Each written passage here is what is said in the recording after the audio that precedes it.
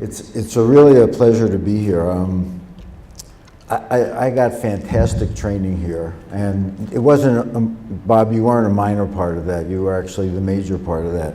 And we'll talk a little bit about learning and teaching at the end of this talk, but I'm really happy to be here.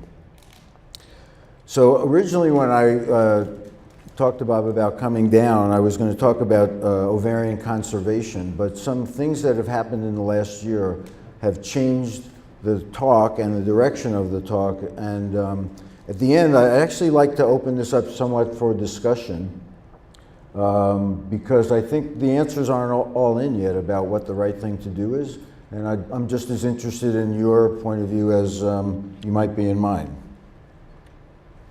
So just disclosures, Ethicon actually funded some of the work you're going to see.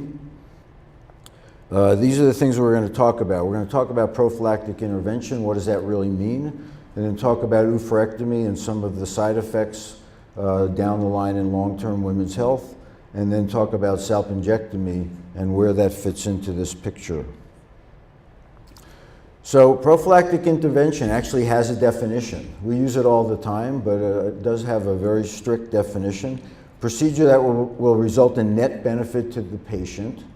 And without that intervention, the individual will be at very high risk of developing the disease. So I want you to keep this slide in mind as we go through the rest of the talk. This talk is not about women that have BRCA1 or 2 mutations. Those women are at very high risk of getting ovarian cancer, and those women mostly now, everybody agrees, should have prophylactic oophorectomy once childbearing is complete.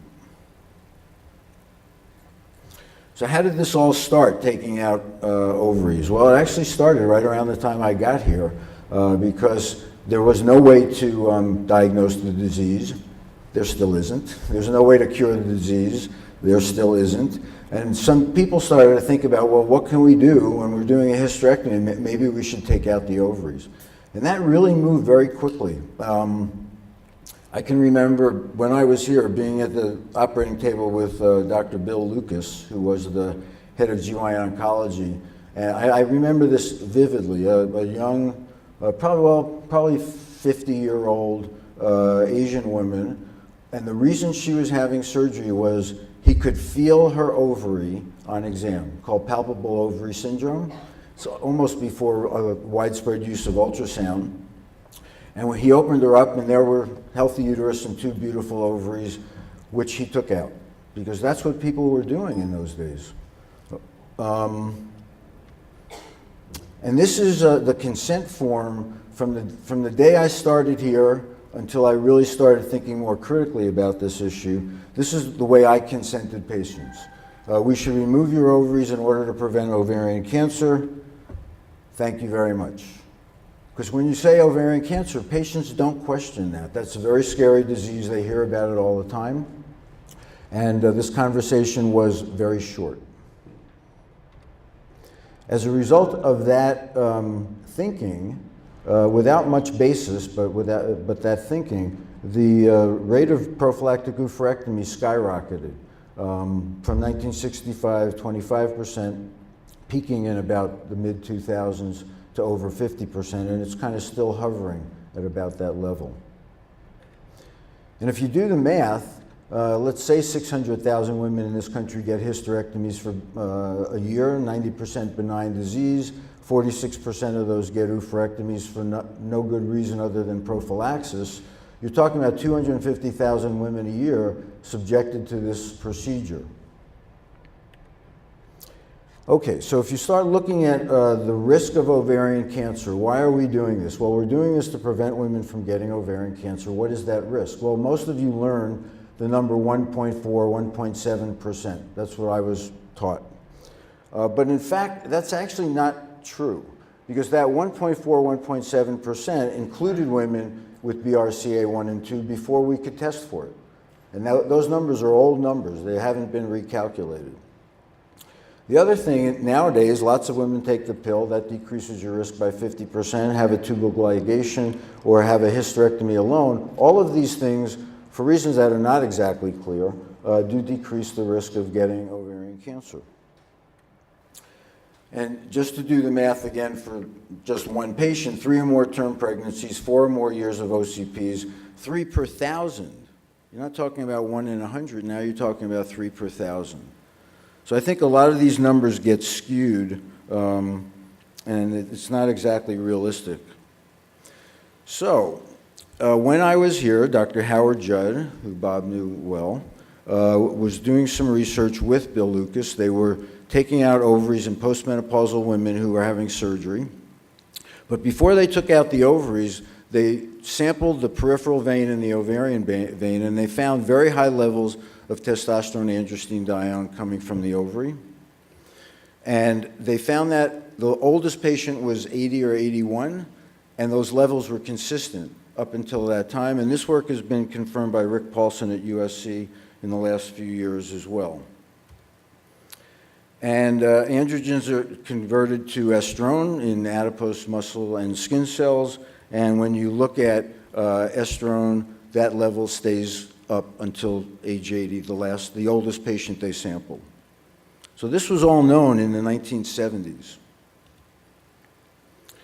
But there are conditions that are estrogen related, right? Heart disease, stroke, lung cancer we'll talk about because that's kind of interesting.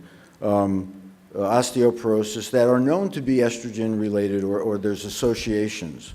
But we don't see people die of those things. We don't see people die of an MI in the emergency room. We see women with ovarian cancer, breast cancer, and I think we've been focusing on that to the exclusion of all the other conditions that women get.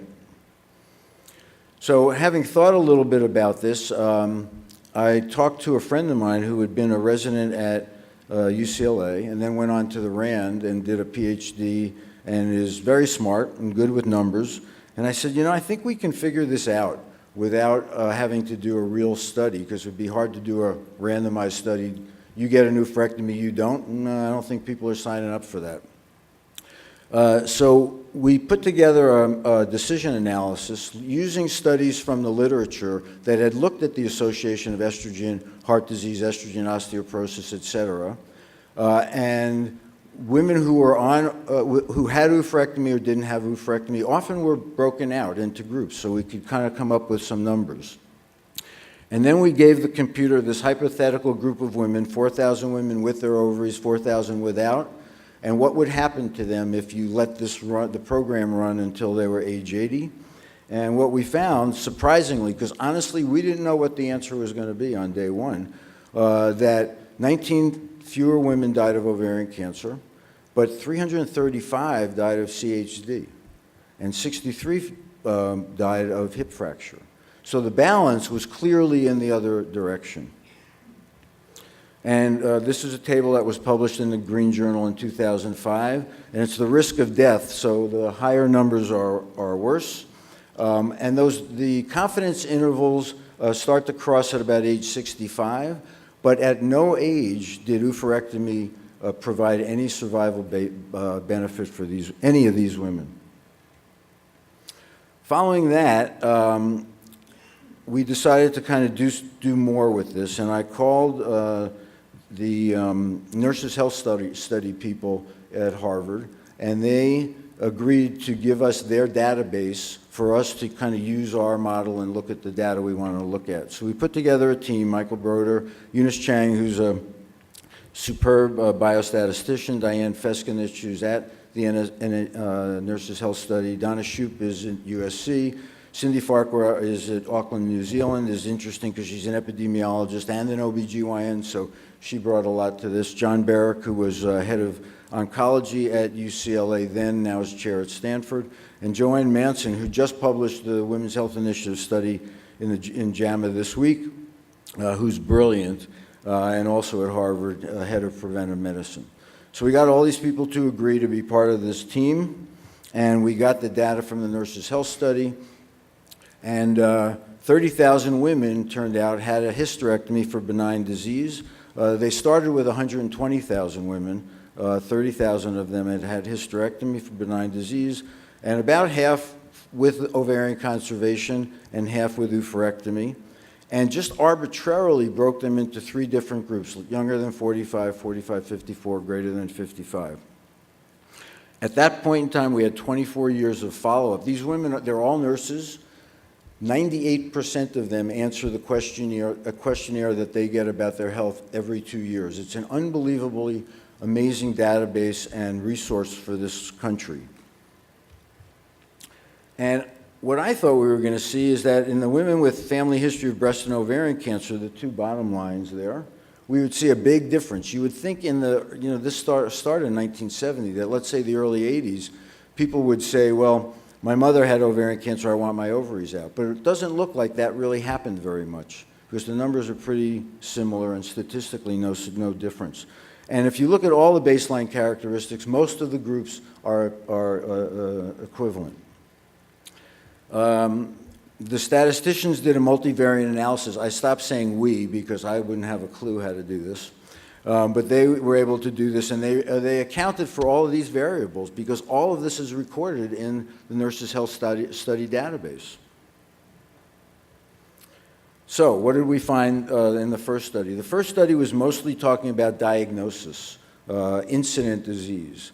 And in the women that had ovarian conservation, 24 years of follow-up, 99 women diagnosed with ovarian cancer, 0.7%. Very much like that number I showed you earlier, not 1.4 or 1.7. For women who had oophorectomy, it had been known from other studies previous to this that seems to decrease the risk of breast cancer, and that was true in the study that we found also in this group.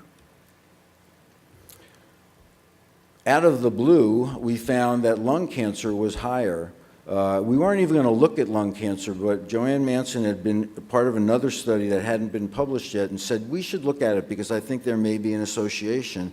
And we found a higher risk of lung cancer. We'll talk about this, I think, later again. Incident coronary heart disease, so angina stent or MI, for all ages, 18% higher with good confidence intervals. And for women less than 45, an even stronger association. So following that study, a number of questions came up, either challenges in the Green Journal in terms of letters to the editor, and I'll have some slides about that in a bit, or just, Paul Morrow? He taught Conlacey oncology. Paul Morrow is at USC. He's a very well-known, wrote the textbook in GYN-onc for many years. And Paul Morrow called me and said, Dr. Parker, do you really think that there's no age at which you can have an oophorectomy and it would be beneficial? And I said, we didn't really look at that, but maybe next time we should look at that. So is there an age at which oophorectomy confers a survival benefit? Does oophorectomy increase the risk of death for women who had surgery prior to age 50 and who never took estrogen? This was based on a Mayo Clinic study that had shown this effect, so we figured we'd look at it also. After the first study, when women came to the office to talk about should or shouldn't they have their ovaries out, my sense of it was, well, if you have risk factors for coronary heart disease, ovarian cancer, breast cancer, those things, well, that will help us answer this question. So what we tried to do is then parse out those women and look in those groups to see whether they were at increased risk of coronary heart disease, stroke, et cetera.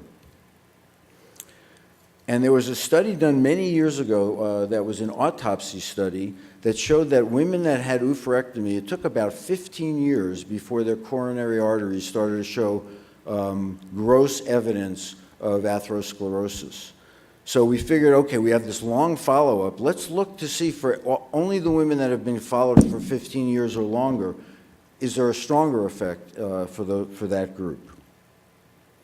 So we decided to look at death. There are 4,500 deaths of all different causes, just as you would expect. Coronary heart disease was the most.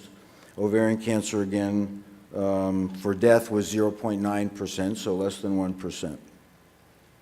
So if you look at the risk of death all causes, hazard ratio 1.13 for all women, good confidence intervals. And irregardless of the age group, the results were similar for all different ages. Age at which they had their oophorectomy.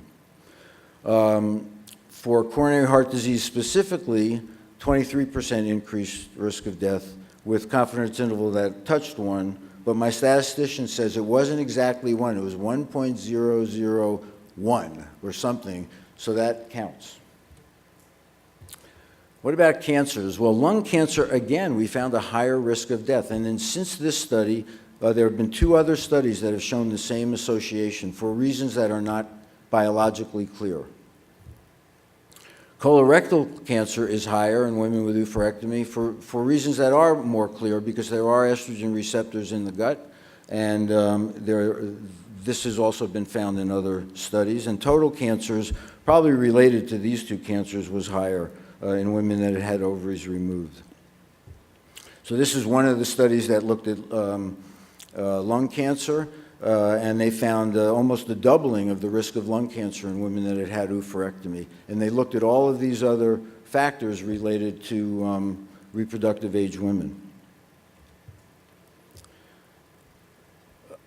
Again, we ended up with 44 deaths less than 1%, which means that about 16,301 women in the Nurses' Health Study had prophylactic oophorectomy for, as yet, no benefit. And if you look at the forest plots, you don't need to look necessarily at all the detail, but almost everything is, the point estimates are on the side of favors ovarian conservation. In this subgroup of women who had oophorectomy before age 50 and had never used estrogen, the death from all causes, the hazard ratio was actually higher. And for women who had used estrogen, and we didn't have information about the type, the route, how long, it's just not in the database, but if they had ever used estrogen, then they were at no increased risk. And again, the forest plots, again, are mostly on the side of favors conservation. And here, okay, so what we did is we broke out these risk factors, and this one I thought was one of the most interesting. So for women who had oophorectomy, who had never smoked, had 3 times the risk of getting, of dying. Women who were current smokers had about the same risk of dying, whether they had oophorectomy or not. Why do you think that is? Anybody have a clue? I mean, if you're smoking, you're already doing yourself about as much harm as you can do. And so oophorectomy, doesn't, if you're smoking as a current smoker, whether you have your ovaries out or not doesn't seem to matter, because you're already doing yourself great harm. But if you're not smoking and you take out the ovaries, that makes a big difference. So what I'd been telling women in the office for 5 years was absolutely incorrect, because I said if you're smoking, you should, you're going to be at higher risk for getting heart disease. If you have a family history, you're going to be higher risk. Turned out that wasn't true. So it turns out that the cleaner lifestyle you live, the worse it is to have your ovaries taken out. So this is Dr. Morrow's question. What age would an oophorectomy increase survival? And the p-values were not significant for any disease at any age, except if you had an oophorectomy before 47.5 years, then it would protect you from getting breast cancer. Significant difference. All the other things did not, the things we expected, heart disease, stroke, did not pan out. And so in summary, from that study, there was no survival benefit from oophorectomy in any analysis at any age except for that one subgroup, other than women with BRCA1 and 2 positive women. So what are the limitations to this study? Well, it's not a randomized study, but as you saw, the baseline characteristics are very equivalent, surprisingly so, really. We don't know why women chose oophorectomy or not. They were never asked that, so we have no idea. But surgery was also done before a lot of the risk factors for a lot of these diseases were really known, because a lot of these women were operated on in the 70s and 80s. And this study was predominantly white women. It was done mostly in and around Boston. Prior to the publication of the last study, which came out in 2012, Vanessa Jacoby, who's up in UCSF, had published a study. They did a meta-analysis looking at other studies that had to do with these issues, oophorectomy and other subsequent diseases. And they came up with this kind of definition of a high-quality study: prospective cohort design, hysterectomy compared with ovarian conservation with hysterectomy and oophorectomy. Some of the studies have used oophorectomy with natural menopause, not the same deal. So they felt this was important. Adequate power, greater than 10 years follow-up, less than 20% lost the follow-up, adjudicated blinded assessment of all of the outcomes, confounding was addressed, and then hormone use was analyzed. And it turned out that our study had met all of those criteria as a high-quality study. So Vanessa Jacoby actually tried to do a randomized prospective study, oophorectomy, no oophorectomy, in San Francisco. And after about 9 months, they had 3 patients.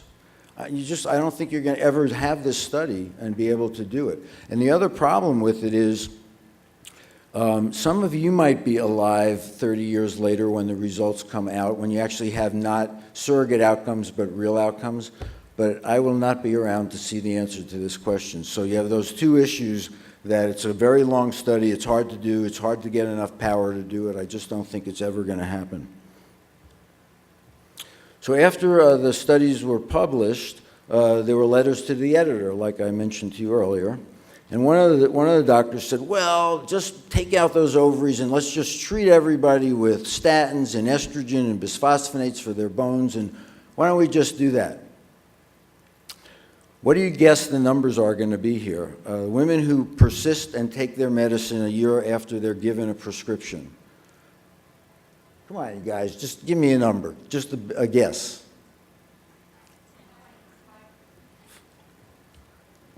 So less than 25%. This doesn't count women that never come to see you. This doesn't count women that come to see you, you give them a prescription, when they walk out the door, that their best friend says, don't take that, it's going to give you cancer.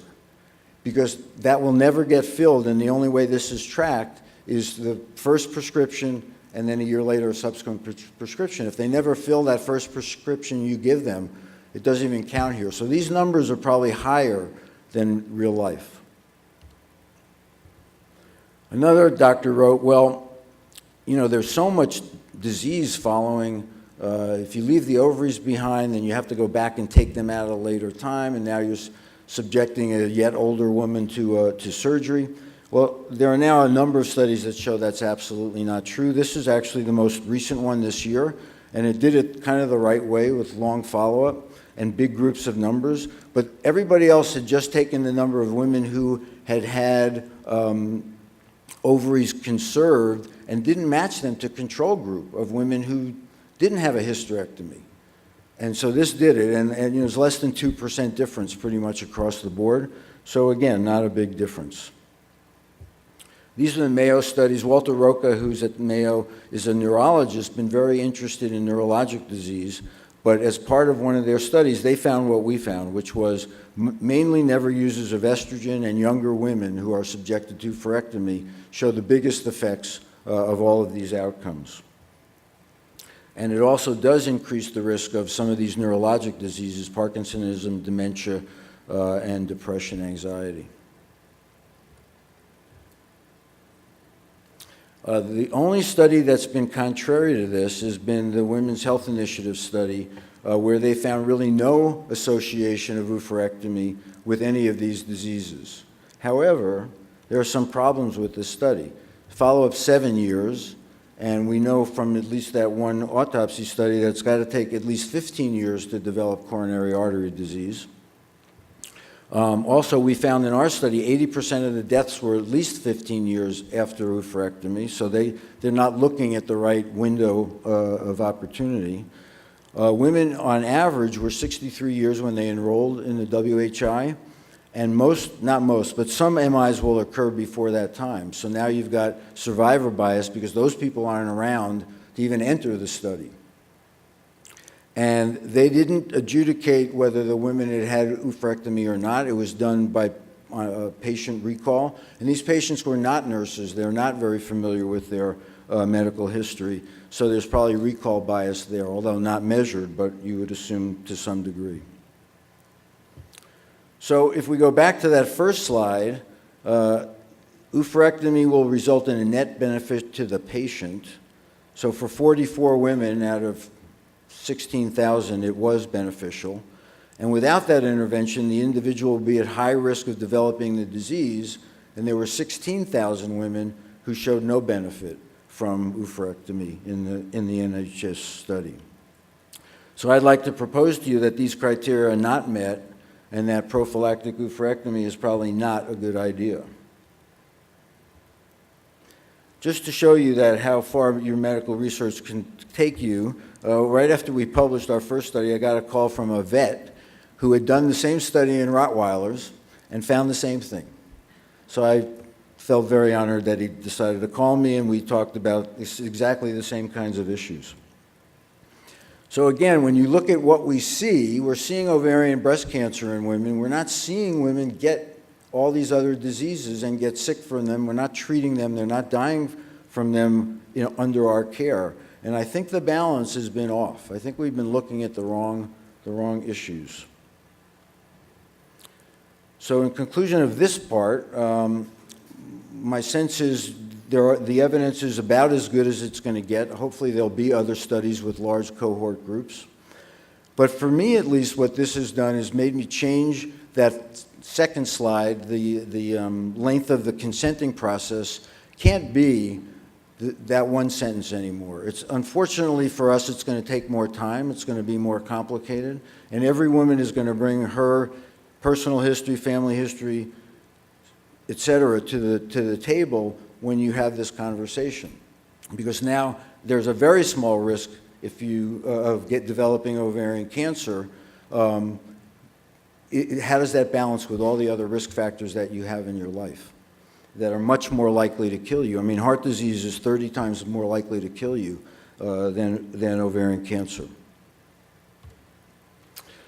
So this was published in, I guess, the beginning of this year, and it looked at rates of oophorectomies, and this is ovarian conservation, so higher is better in different age groups. But if you look at the trend, all of the trends start to go up in 2002. What happened in 2002? Women's Health Initiative. So before we even were publishing anything that we were doing, women were stopping. They didn't want to take estrogen. They go, okay, I'm not taking estrogen. I might as well keep my own ovaries. So they were already starting this trend upward. And I think the trend is going to keep going upward because of the next subject we're going to talk about. So I'm not sure exactly how long, but let's say over the last 5 or 6 years, in the pathologic literature and some in the GYN-onc literature, there's been a lot of talk about the fact that ovarian cancer is not ovarian. Most of it, almost all the serous cancer, almost all the serous aggressive cancer is coming from the tube. Have you guys been talking about this? Yes? Okay, good. So I started to look at this and I'm going, whoa, this is unbelievable. How come Kurt Bernersky didn't teach me this when I was here? The ovary has no epithelial cells, but ovarian cancer, when it's spread, looks epithelial. That's why they call it epithelial ovarian cancer, but the ovary has no epithelial cells.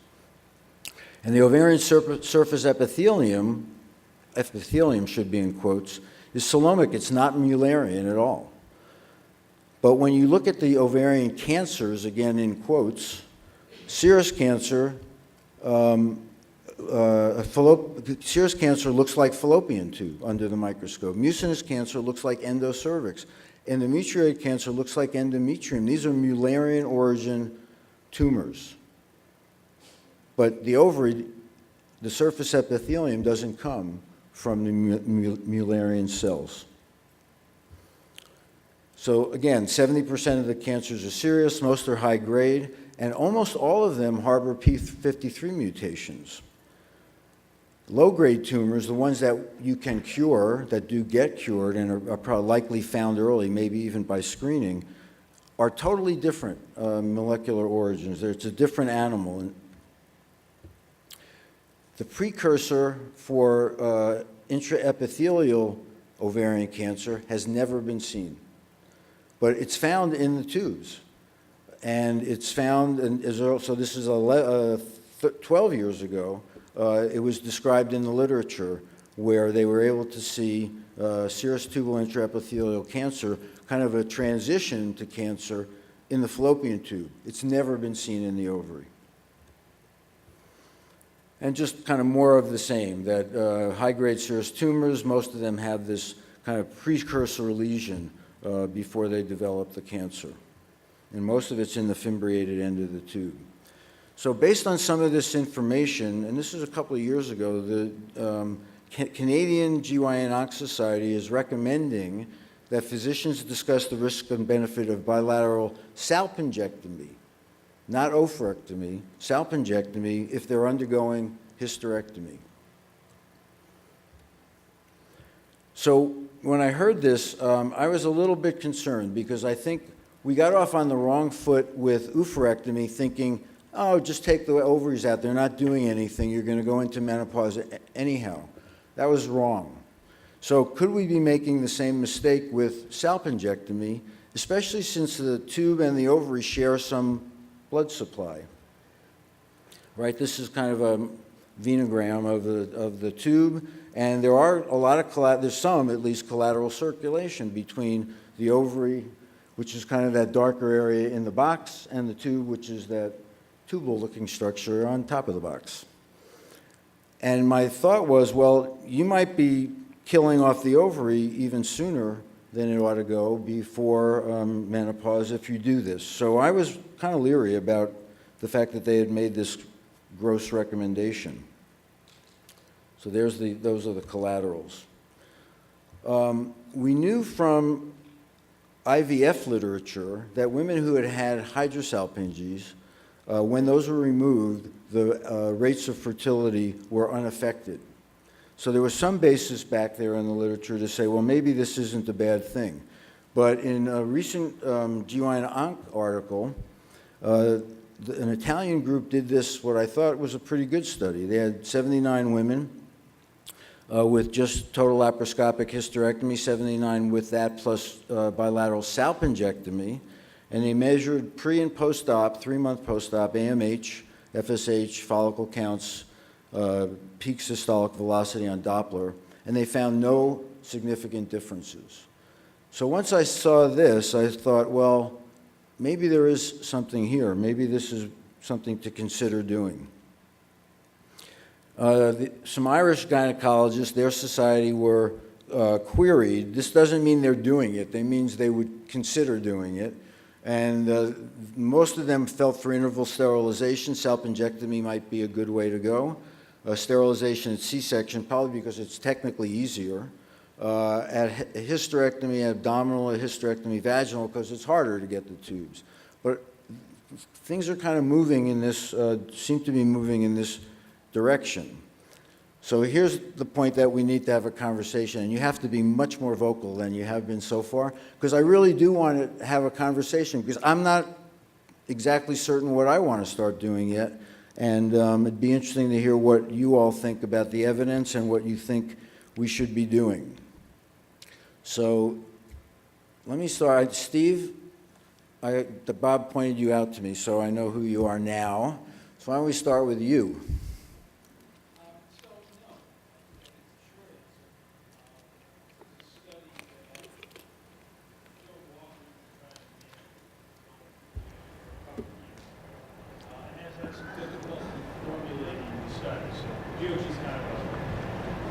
Process-oriented organization that had lots of money. So she's proposed this and is sort of restructuring it to make more.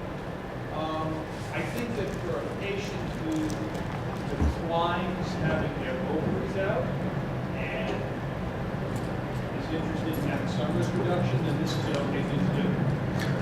So let's not talk, we're not talking BRCA 1 and 2, right? We're talking about the general population, all those other 98% of the population. Right. So I don't think the data is there to recommend this as a risk procedure. However, for a woman who would like to reduce her risk with reasonable thing to do. And that's the discussion that I would have. Other thoughts and opinions from residents, fellows? So I'm kind of moving towards recommending, or at least discussing this with women, because I think that the evidence is at least sufficient to suggest that there might be a benefit, but my conversation is not very convincing. And I think that's the way I've kind of transitioned really in the last 6 months, because I think this might make some sense. It might, to me, since we've done all the oophorectomy research, it makes a whole lot more sense than taking out their ovaries. And I think there's enough evidence. Most patients that I consent for hysterectomy or any abdominal surgery, we talk a lot about the benefits of keeping your ovaries, except in the high-risk group. That's, you know, I'm seeing the world through a general practitioner eyes where I see very few ovarian cancers over 38 years. You see it through the blinders of a GYN oncologist. That's your life. So I do get it. But in any case, I'm now starting to talk at least about salpingectomy, because I think there's enough evidence to think that this is worth at least the discussion. Nobody else has a comment about that? All right, so I'm just going to end with a couple of other points. At the AHL meeting last November, I was asked to give a talk. Anything I wanted to talk about. It was kind of cool, actually.